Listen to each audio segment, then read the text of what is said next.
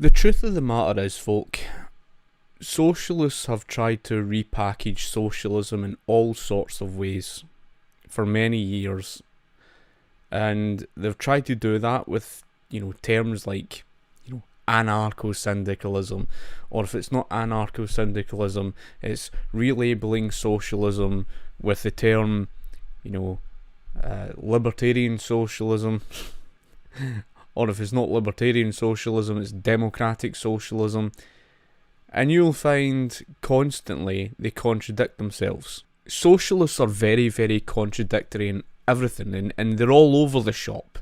They're not consistent, right? What do you think it means when you speak about the name socialism? Right? When you speak about socialism, it's not about private property. The main part of what defines socialism is in reference to that of the whole thing on political centralisation, right? Because this is a very, very big part of socialism. So, whether you talk about universal healthcare, because this is what you mean by socialising property. Maybe you talk about socialised medicine. That is socialised healthcare. That basically is the same meaning as universal healthcare, because you're bringing it together, you're collectivising it. That's what it means. When you socialise property, you're bringing it together, you're centralising it. So that's what it means when you speak about socialism. You're speaking about centralism. You're socialising property, you're centralising it. You're basically collectivising it. That's what it means by the entire meaning of the collective ownership, the collectivisation of property, the centralisation of property. So if any socialist comes out and says to you that they can, decentralise and somehow have socialism, they're contradicting the entire meaning of everything that socialism stands for. Because that's what it means when you speak about removing it from private property and moving towards, universal healthcare or universal education or, universal agriculture. Communal ownership. It's communally owned. It's not individually owned. Again, socialists are all over the shop. They don't even understand their own ideology. So, when you speak about socialism, you're speaking about things like universal healthcare, universal education, things like the political centralisation, in other words, public ownership of, fire service, of, many other things, even agriculture, which was at one stage communally owned.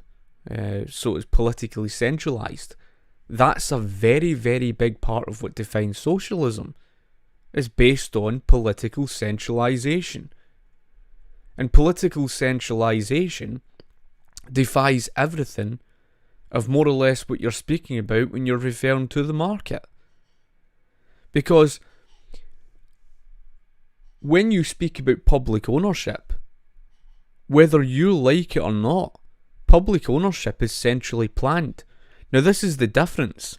There's a world of difference between the theories that these socialists indoctrinate you with to that of the reality of what public ownership is in practice.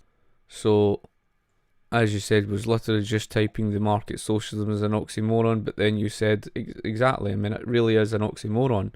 You're absolutely right, Fishbone. As you say, it depends what you mean by public ownership. Well, this is it. Well, how do you define public ownership? Because if you define public ownership as in the hands of the community, then you're defining it as something that's never existed. That's it. Because never in recorded history has socialism been anything other than state ownership of the means of production. Never. A company is not personal property. Again, you're arguing between immovable property and movable property. Personal is nothing to do with collective. Okay? If you honestly need to be told that personal is in reference to an individual, then I don't know what to say to you. You must have really failed school. Or school has gotten that bad that it can't even teach you basic English. I mean, whoever needs to be told that personal completely defies everything of what collective ownership means, then that says it all. Communal ownership is the complete rejection of all individual ownership. And it's not like I'm just stating that. I'm saying it because we've got an historical example to back the evidence. So when it comes down to this whole thing on the market socialism, it's a problem because when you're referring to the market, you're basically referring in reference to that of capitalism. And it's like I've explained to folk before, the age-old argument was always down to, the market versus socialism, the market versus central planning. For example, and I've gave this, before, when you talk about the market versus central planning, regards to capitalism versus socialism, you would speak about that of prices being left be to freely fluctuate in the marketplace through the laws of supply and demand, whereas socialism is not. Socialism is against the market. Socialism is against everything to do with the freedom of a market. So the freedom of a market, for example, you would speak about leaving it down to the laws of supply and demand. So whether you speak about leaving the ratio of money down to the laws of supply and demand, or you speak about leaving things down to the laws of supply and demand on prices, on the interest rates, on a variety of different things. So what is the difference between socialism and capitalism then? Well, capitalism is about leaving the market be to freely regulate itself. In other words, it's in reference to the market determining what your interest rates are, the market determining what your prices are, the market determining what your ratio of money is, because it's in reference to the market value. The market determines that. That's why the market is a contradiction of socialism. What is anti-market and what is economic central planning is getting a body in there to then centrally plan and dictate what your interest rates are. So fixing interest rates, or fixing the ratio, or fixing prices. A good example of economic central planning in reference to socialism is the minimum wage law. Because you have one central body that's determining across an entire nation what your, minimum wage should be. It's a regulation imposed by the state. You're centrally planning such issues. It's against them. It's anti-market. It's in reference to socialism. So, of course, that's on a question of scale, because in a mixed economy, not everything would be, centrally planned. You take, for example, retail companies outside who have free-flowing, fluctuating, market-driven prices. That's in reference to capitalism. So that's how, in the mixed economy, you can more or less tell the difference between capitalism and socialism, because socialism is not about leaving the market be to regulate itself. Anyone who tries to, relabel and, of course, redefine socialism to somehow fit around the laws of supply and demand don't even understand the fundamental basics of what socialism is. Read one book and thinks he's an expert. Right, read one book, he says. One book. I don't even know where he seems to get the idea from that I've read one book. But there you have it.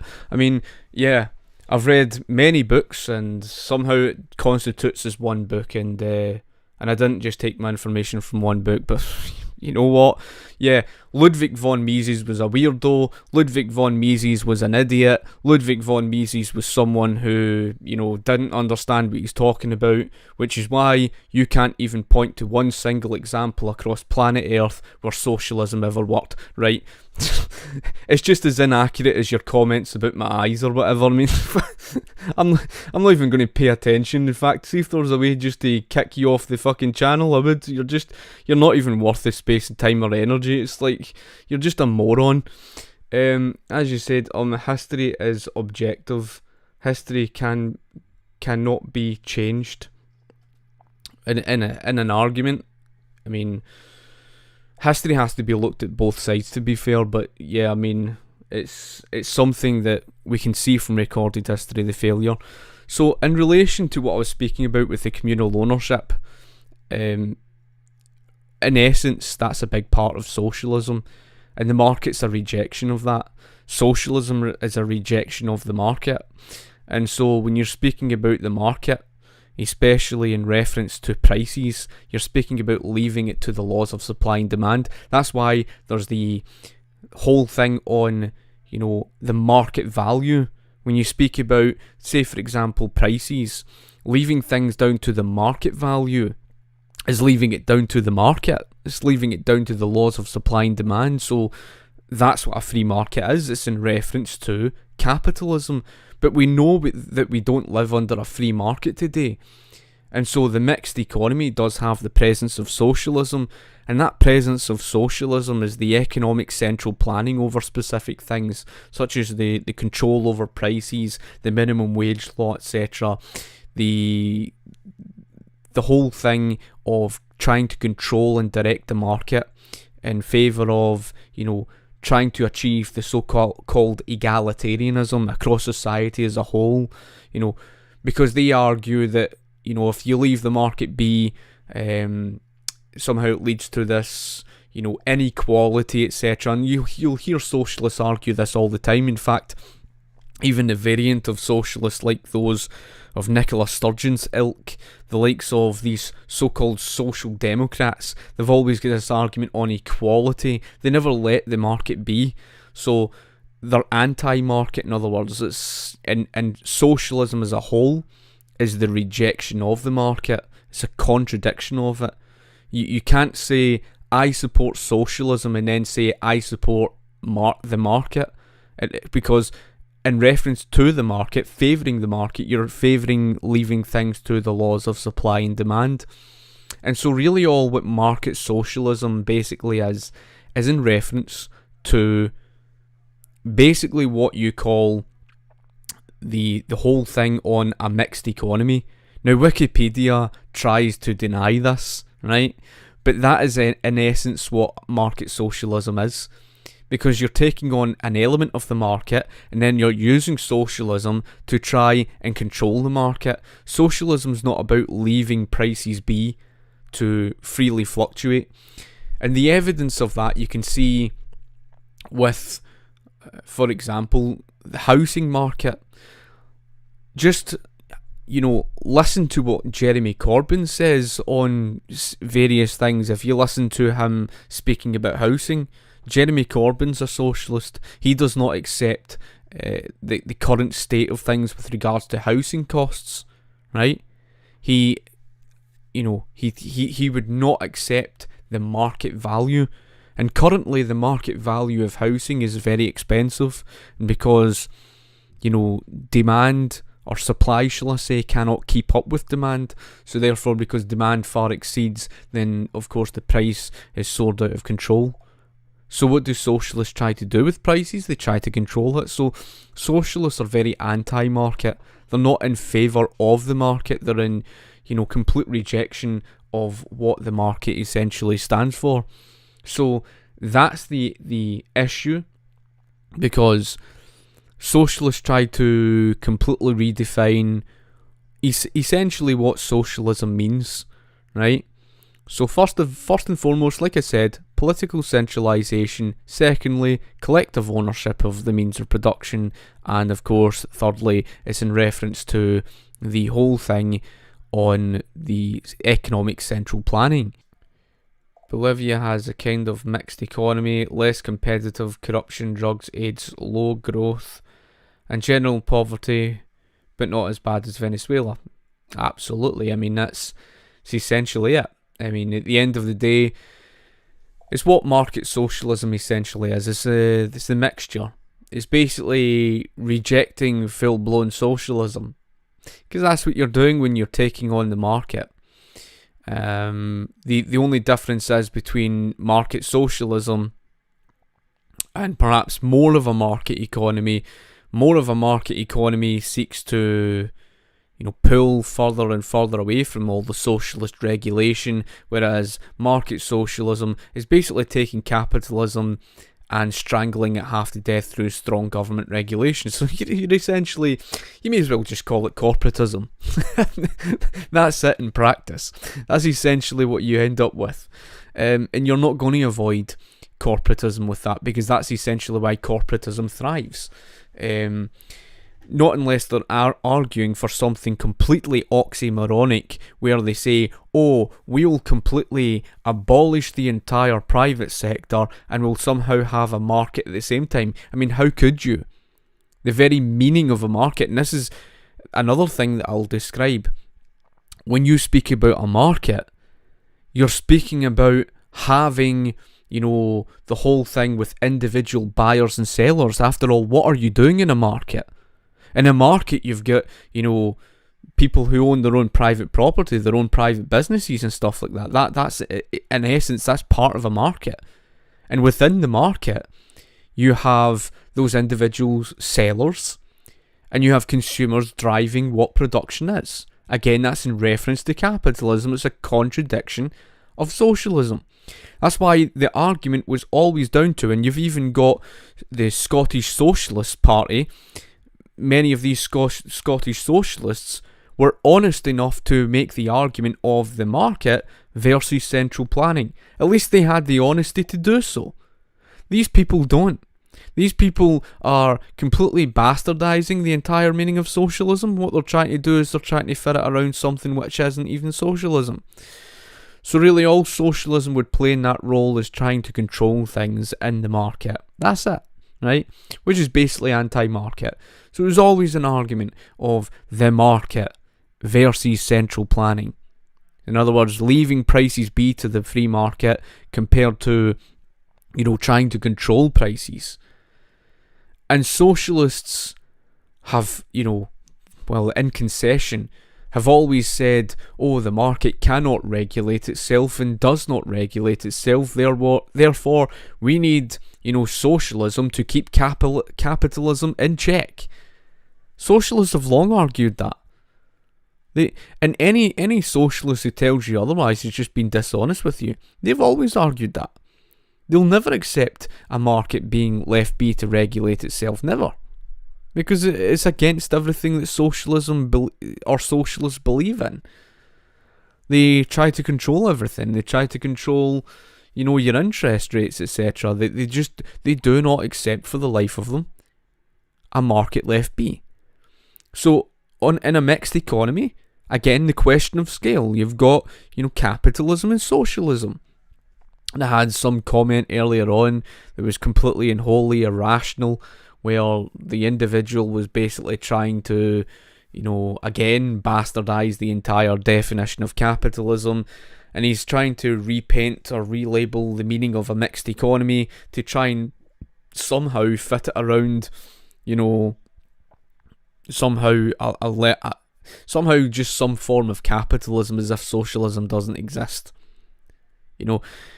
In other words, they don't even use the term mixed economy. They just kind of brush it aside and kid on it. It's not there. Because they don't like the term mixed economy, because they know socialism's present. So what they want to do is play this wee game of pretending that what you live under today is just a form of capitalism and that there's no socialism at all. That's the irrational game they're playing. But how do you reach such a position? Because in order to go from capitalism to communism, you need to implement socialism into the economy. What does he think a mixed economy is? And these are the type of people you're dealing with. It's who determines rational ideas. Well, let's just face it, you socialists are not rational-minded. If you were rational-minded, Could you please point to me where your socialism ever worked in the economy? Go on, name me one single mixed economy that didn't lead into economic stagnation due to socialist government interference. Then, on top of that, you show to me an historical example where socialism worked, and then we'll see how rational-minded you are. I mean, you show me a rational-minded individual who places theory above practice. Go on, show me. Every example in recorded history of centralized agriculture resulted in starvation, and it was discovered that the whole reason for why the starvation occurred in the communal ownership of property in the starving time in 1607, the whole reason for why that occurred, and the evidence, was due to the absence of private property rights. How do we know that? Because as soon as Sir Thomas Dale went across to what would become the United States of America. As soon as Sir Thomas Dale from Britain went across, he immediately identified the problem, the absence of secure private property rights. And the moment Sir Thomas Dale gave them private property, the starvation immediately drew to an end. That's historical evidence. And that's proof that you socialists are not rational-minded people, because what you would do is you would question that. You would question that evidence because you're not a rational-minded individual. And how you can tell you're not a rational-minded individual is because you're all over the shop. Earlier on you were telling me you're a social democrat, now you're trying to defend the position of communal ownership. Rational, says the guy who says a random book is right because reasons. No, it's not because it's a book. It's not because it's a book.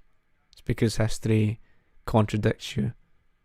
It's because you can't show one example of centralized agriculture working. It's like, how that's gone way over your head is like, now you show me centralized agriculture versus decentralized agriculture in the hands of private property. The difference is colossal. Now, if you were a rational-minded person, you would acknowledge that. You aren't acknowledging that, however. You're an idiot. He thinks it's because of a book. No, because of books and other material. Because of research. I mean, even Kevin D. Williamson in his book, The Politically Incorrect Guide to Socialism, points this out. Even Christian Yemietz in his book, Socialism, the Failed Idea That Never Dies, points this out. I mean, and it's not just one source. You could take it from a variety of different sources, from many historians and economic historians. But for whatever reason being, you try to use that as an argument which is not an argument. Because you can't show me one example of where centralized agriculture worked. You can't. You can't do it. You can't do it. So how then can you sit there and tell me, oh, it's because it's a book? Yeah, I know you believe that because you are essentially the type of person who states that but can't defend that position. You said that without all of that the market would result in inflation. Sit there and explain to people how a market would result in high inflation in the absence of all that, government regulation. Go on, explain it. And then you said that the market would result in crashes. Name one economic crash that happened because of the market itself. Go, name one. Name one. Name a crash in recorded history, whether it was the Panic of 1819 or the Panic of 1893 or even, for example, the Great Depression of 1929 or the banking crisis of 2008. Name one example in recorded history where the market resulted in a crash in the absence of government regulation. Name one. Or government interference in general. Go on, name one. You can't do it, because history isn't on your side. And you claim to be rational. rational, but the very reason for why we're living under corporatism is the strong government regulation over the private sector. Typical fellow Scot today doesn't understand basic economics, probably voted yes. This is why I voted no to Scottish independence, to protect this country from your kind. I mean, you're basically arguing in favour of strong government regulation over the private sector. In other words, in essence, you're basically just admitted you're a corporatist. How have I got zero information? You're not even making an argument. Yeah, it's like basically your style of argument is basically to say, oh, it's a book. That's not an argument. That doesn't critique the book. That doesn't critique the book. It's not an argument to say, oh, it's a book. How's that an argument? And then someone saying, oh, it's an historian. Again, it's not an argument. It doesn't critique his actual information, does it? Now show to me one example of where centralised agriculture worked in history. Show me one example. You can't do it. So if you can't do it, then where's your argument? Failure every time, as you said. Yep, correct. As you say, Mao's stupid plan was so bad that Hong Kong, with 1% mainland China population, made up 24% of the GDP compared to China. Then mainland China moved to a more capitalist liberal markets. The issue is with China, it moved to liberalise the market to a varying extent, but strongly corporatist. The government, the Chinese Communist Party, could not let go for the life of them of government intervention. They are obsessed with it. They just couldn't accept it. It was too much for their pride to accept a free market. So they heavily regulated the market and control the direction. It's why you've got all the oligopolies and monopolies, etc. in the Chinese economy today. Unfortunate as it is to say. Hong Kong certainly did give it a showing up. I have no idea what you're talking about, like, at all. What is he saying that's so controversial? Social Democrats do not believe in communal ownership. Yeah, I mean, it's like I said, mate. I mean, really all these type of people is irrational, they're inconsistent, and they just seek to attack you, to try and infuriate you, as if that's going to be an argument to try and discredit you. And that's what he's trying to do, right? He's just trying to discredit me, to try and infuriate me. Now, that would infuriate anyone, because all they're really doing is just basically acting like 12-year-old children. I mean, it's just, what's the point even trying to reason with them? What's the point even trying to argue with them? In fact, what's the point even reading them? You know what I mean? I mean, people like that are so far gone, right? And even it's like saying, oh well, I support strong government regulation over the private sector to keep it in check, right? Okay, he says that, but can he defend that position? Again, these type of people can't do that. They just say it, they make baseless claims, but they can't actually back anything up. History isn't on their side, neither is economics. And you look at every single mixed economy that strongly regulated the private sector and you'll find economic stagnation. Want an historical example? Sweden. Why else do you think Sweden deregulated, after 1993? You see, history isn't on their side. And see, when history isn't on their side, they then, bend things and they try to say, well, it's just a case that, I need citation. And I need... In other words, they don't even accept what historians say, what economic historians say, right? They don't accept anything. They just try to argue with actual history. I mean, he's so inconsistent, he can't even defend the position of communal ownership. But what's communal ownership got to do with that social democracy anyway? And even with that, what's the communal ownership in that sense? Where has he got an historical example to show where it worked? And he's trying to argue with that. I mean, that's what I mean. A discussion with you one day. I would like to bring some ideas I have. Love your channel.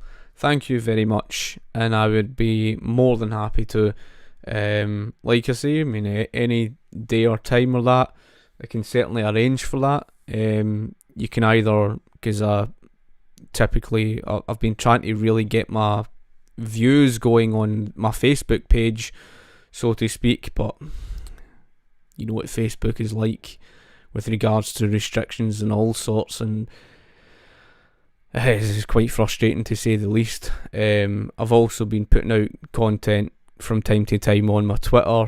It's quite hard to keep up with everything because there's that many different thingies, and I still can't even get in my Parler, which is pathetic.